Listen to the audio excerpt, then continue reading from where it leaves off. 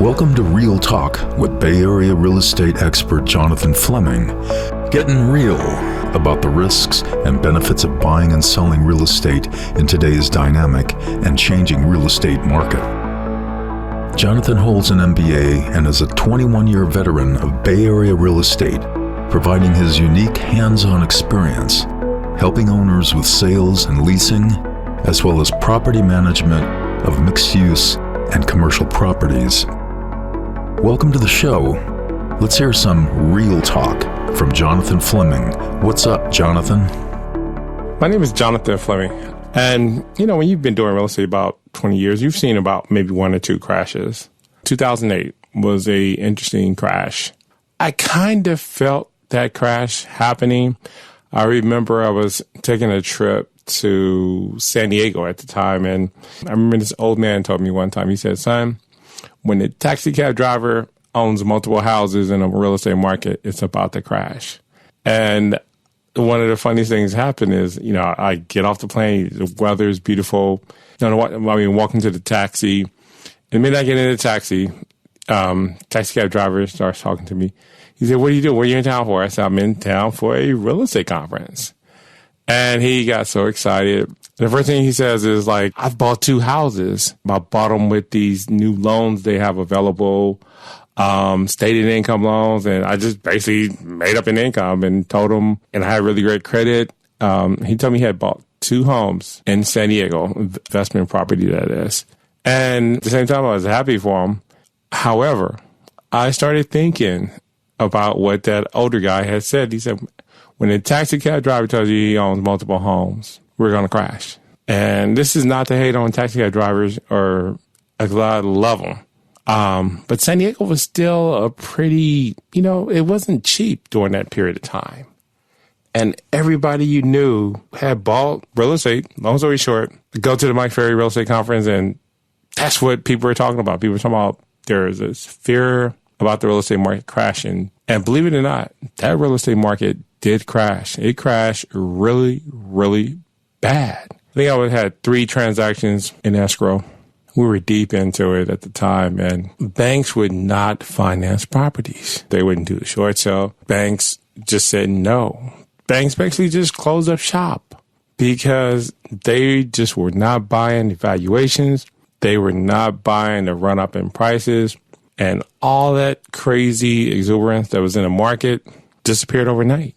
And if you really, really love real estate, you either stayed in it, or if you didn't, or if you had something better to do, you just went back to being a go-go dancer in Vegas or something like that.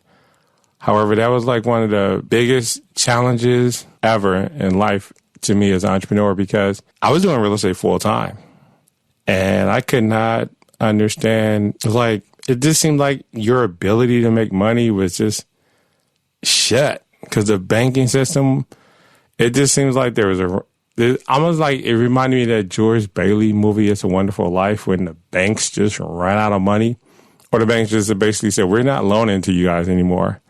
And real estate became really real at that point in time.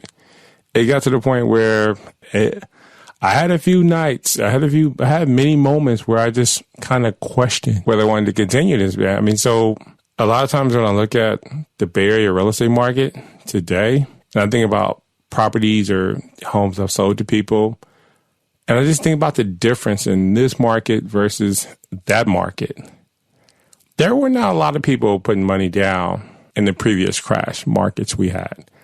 There were not a lot of people putting down like 20% or even 3.5% to 6%. There were not a lot of FHA loans. They really got more introduced to the Bay Area during the real estate crash. And I think when I look at real estate crashes or booms and busts, this market feels different, seems different. And most real estate crashes are incredibly local. Can't go for the national trends in real estate, not if you live in the San Francisco Bay Area. The San Francisco Bay Area is its own ecosystem, its own planet, alien system of properties and real estate. Real estate in the Bay Area is this a prize. It's a prize like any other. Like when people own a house in the Bay Area, they go out of their way to let you know I own a house.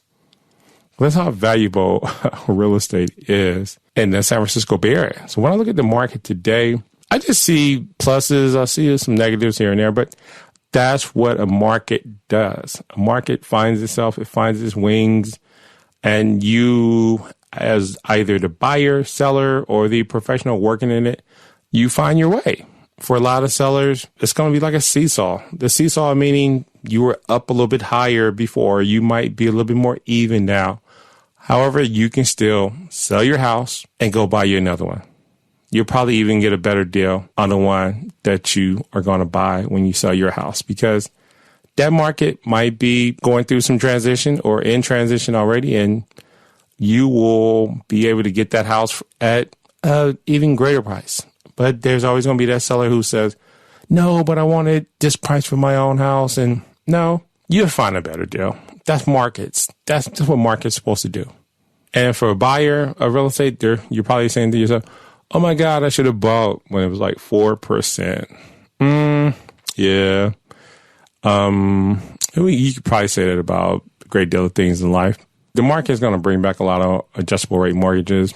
You'll be able to jump on an adjustable rate mortgage and get a great rate. If your credit is not in good shape, spend some time, treat it like a workout. Spend the next 3-6 months or a year getting your credit together so you do have great credit when you do buy.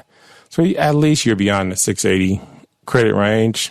And you want to get hit with all those crazy fees as well. So you want to probably get your stuff together anyway as a buyer of real estate. So that's the buyers. And then people who have the 20% down and 30%, 40%, just go out there and enjoy yourself. You don't have much to worry about. Because the home that you're going to buy, guess what? It might be at 6%, 5%, maybe 6.5%, but that home is probably going to be cheaper that you buy as well, too. It won't really matter a lot that you didn't get the 4.5% interest rate, because there is no way you're going to get low interest rates and you're going to get you're going to get a buyer's market. Buyer's markets do not always equate to low home prices. Don't be like a guy I met one time he'd always come by them open houses and he'd say the same thing. Well, when do you think it's going to get really, really bad, where it's going to get really, really bad, home prices are going to go down a whole lot? And I just kind of paused a little bit because he had came by. It seemed like he was tracking all my open houses. And I remember telling him one time when he came by, I said, listen, if it ever gets as bad as you think it's going to get, there won't be me or you or any of us out here doing open houses. We'll be just like Henry Fonda and the Grapes of Wrath. We'll all be out on the streets, going to a mill, trying to be in line for soup lines and everything else, if it ever gets that bad. So be careful about wishing for something to get truly, truly bad.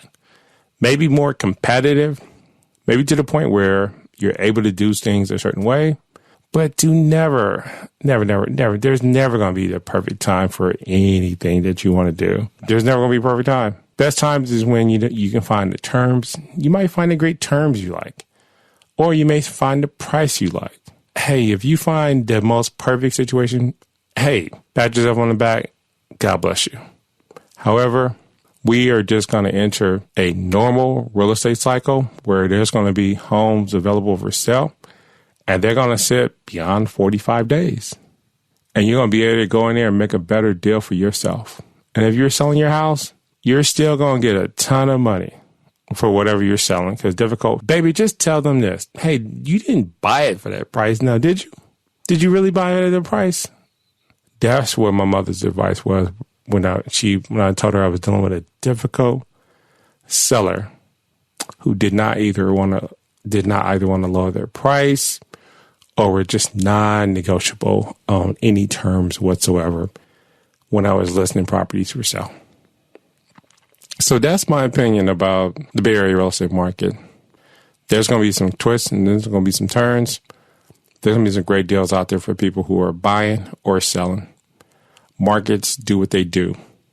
All right, this concludes our show today. Okay, talk to you soon. Thank you for listening. Feel free to reach out to Jonathan at 510-691-7771.